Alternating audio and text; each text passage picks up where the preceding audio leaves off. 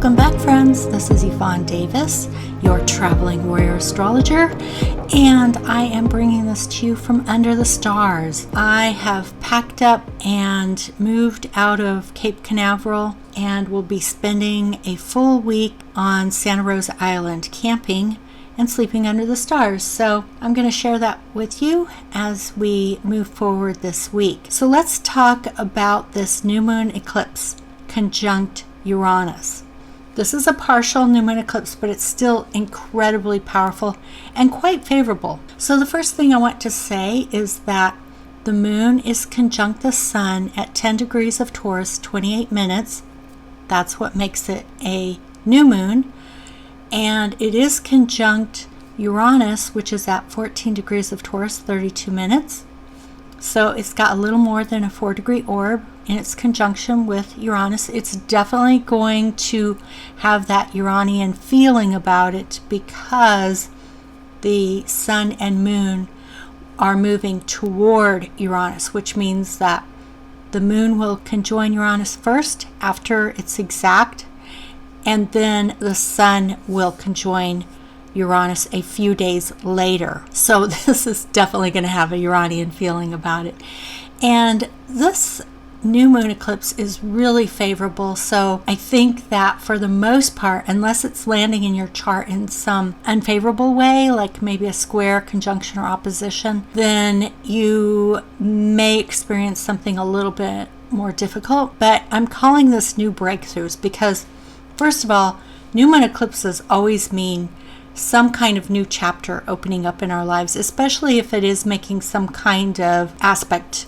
It could be, if it's a conjunction, then it's really going to be powerful.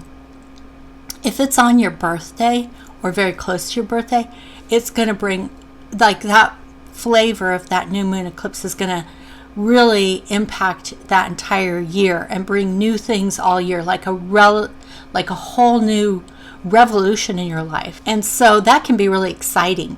In fact, if you were one of the people who was impacted by the new moon eclipse in December, then this is kind of repeating that. And again, if it's impacting, if it's aspecting something in your chart, then you're really going to feel this new moon. You're going to have some powerful breakthroughs that will create new things in your life, like opening up new chapters. So some of the things that have been happening since that new moon eclipse in December, each new moon and full moon every month, it's kind of like unfolding a karmic story.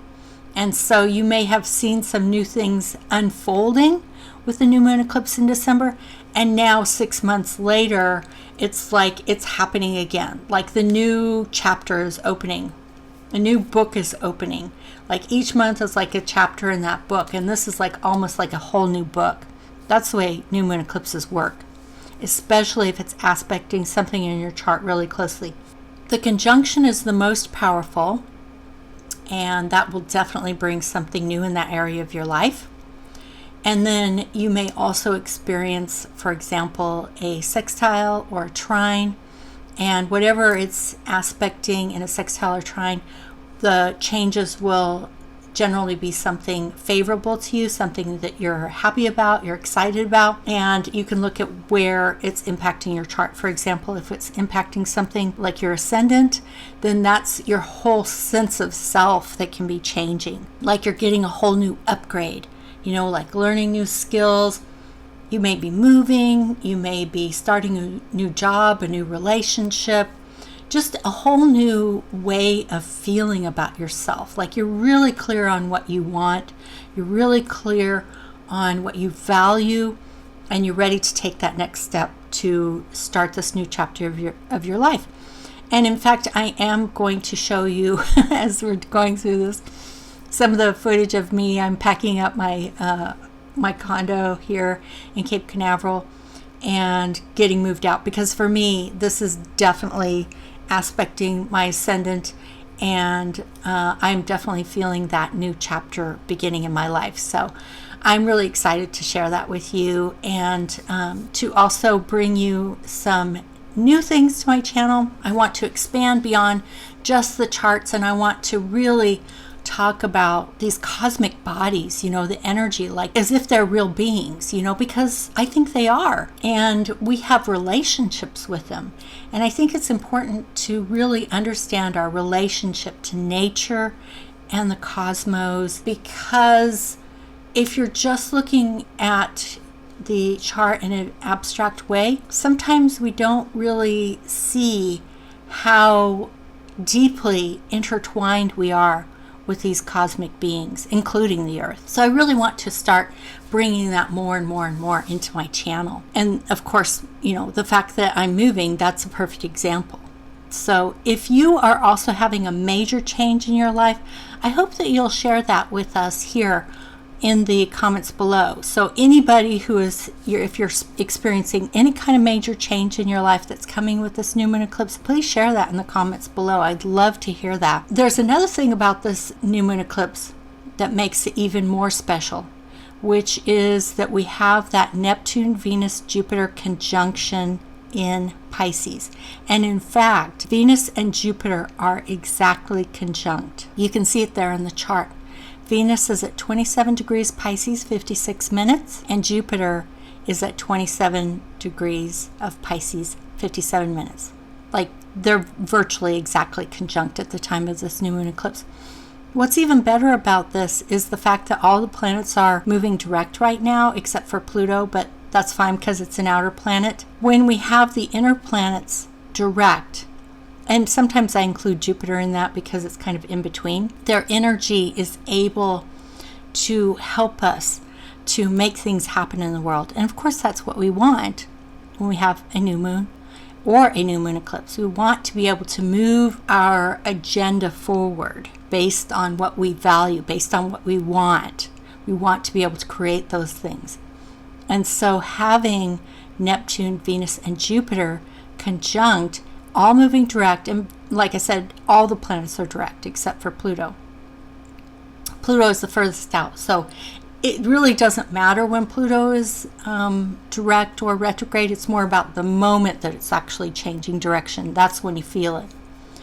So having these planets direct is so helpful. Having them conjunct is so helpful.